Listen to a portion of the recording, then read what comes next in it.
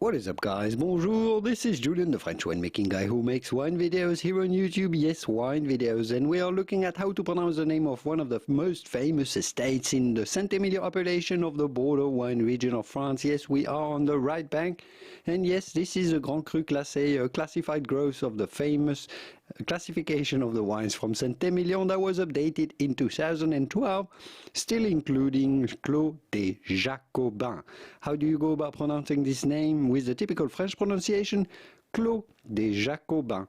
Yes, the S's are silent at the end of these words, so it's not a Clos, but rather a Clos des Jacobins. Rather than Jacobins, simply say Clos des Jacobins.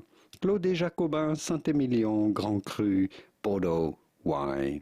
If you want to learn more about how the 2012 classification of the wines from Saint-Émilion was done, all of the top chateaus, here are videos that you may want to watch. Next, I will leave you to it, and I will see you soon in the wonderful world of wine. Au revoir.